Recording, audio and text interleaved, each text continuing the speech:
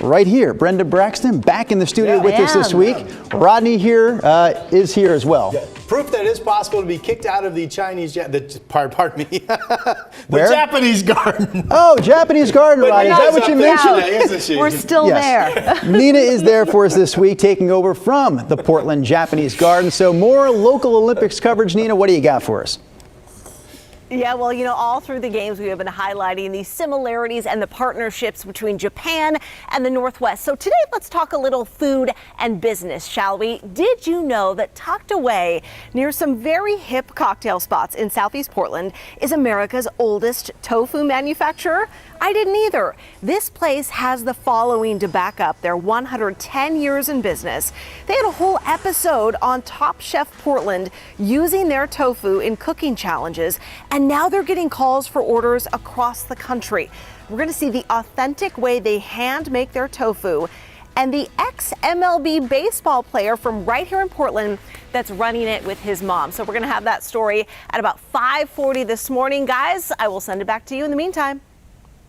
Excellent. We're looking forward to that. Have fun up there. It is such a beautiful, peaceful place. Thanks, Nina. All right, my friend, it's going to get toasty today. Yeah, the only catch in the forecast is it's possible we're hazing up this afternoon, which wouldn't be great, but that could block enough sun. The temperatures would hold in the 80s. Otherwise, all systems seems to be good for getting up into the 90s. Excessive heat watch on our watch warning map. This is the Dalles into the Columbia Basin up into Washington. Temps 100 to 105 today. Then fire weather warning, including Central Oregon in red there for more potential fire starts with afternoon thunderstorms igniting once again. For Portland, pretty quiet, mainly clear out there right now. 62 degrees, upper 70s at noon, and there's that toasty high temperature, potentially up to 93 degrees today.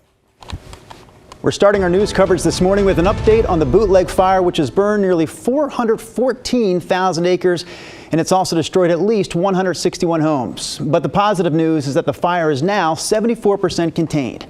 Galen Etlin brings us more on the conditions and the potential challenges that firefighters are dealing with right now in Southern Oregon.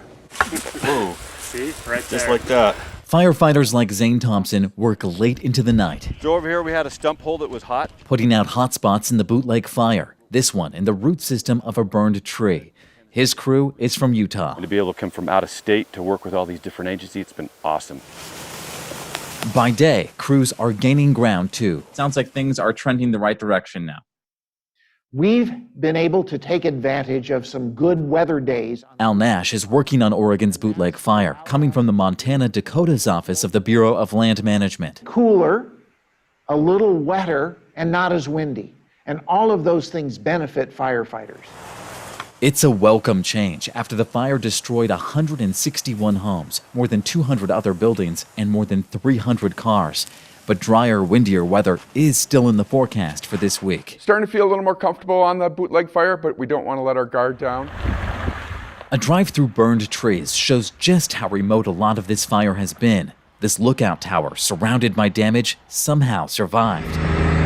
The National Guard is also helping in the fight, working to contain growth to the north and east. It's really, really traumatizing, I know, for communities. Governor Kate Brown visited crews in Klamath County on Thursday, noting how new laws sped up the fire response this year. We have twice as many fires as we had this time last year. This is a taxing year. Nash says the early fire season is expected to last at least through part of fall. There are going to be firefighters working on the perimeter of the Bootleg fire for weeks to come. So from crews on the front lines like Zane Thompson, a reminder to stay alert and be fire safe. It's been great to see the different communities working together to prevent these fires and fight them.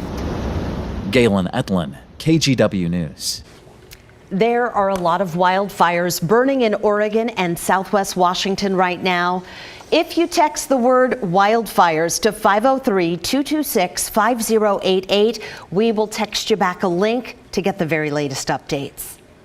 Also talking COVID, because the increase in cases here and all across the country has reignited talk of more mask recommendations. Yeah, some of the latest research shows that the Delta variant spreads as fast as chickenpox. Also, the CDC says even fully vaccinated people can spread the Delta variant. It makes up almost 90% of new cases in Oregon.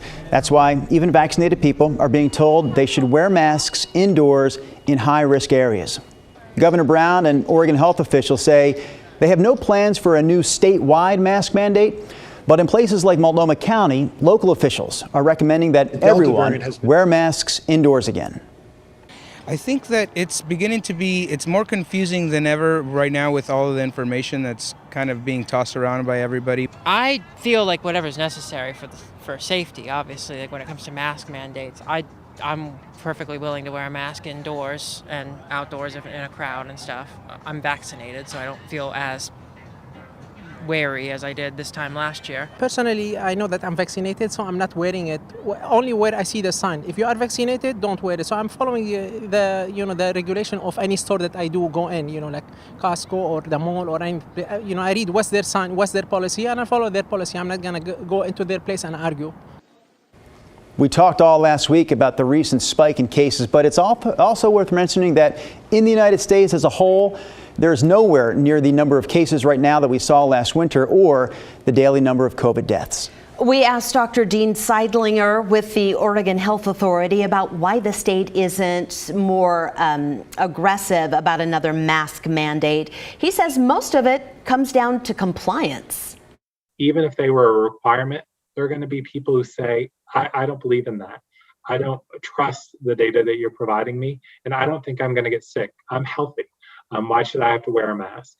And so it's that balance between the pushback we are getting, honestly, on our current recommendations to what that pushback would be from a requirement. So we are moving. The governor's office says at this point, COVID restrictions or mandates should come from the county or city level. Let's get to three more things to know about COVID this morning. We start with 40% of the country still not fully vaccinated, and more than 90% of COVID hospitalizations involving people who have not gotten a shot. But there has been an increase lately in vaccinations. Over the weekend, the U.S. saw its fifth straight day with at least 700,000 shots given out. Number two, several cruise lines are setting sail again. MSC Cruises will start up today out of Miami. Norwegian Cruise Lines is set for its first U.S. departure this Saturday, and Disney's Cruise Line says it will start up again next Monday. All three lines will have their own COVID health protocols in place. And number three, outside the Olympics, Tokyo residents say a lot of people are no longer prioritizing COVID, even though there has been a spike in cases. Some people are saying that they're tired of the state of emergency, and they're also saying it's impossible to stay vigilant because it feels like an unwinnable fight. Cases in Tokyo surged to a record high on Saturday with more than 4,000 cases that day alone. And those are three things to know about COVID.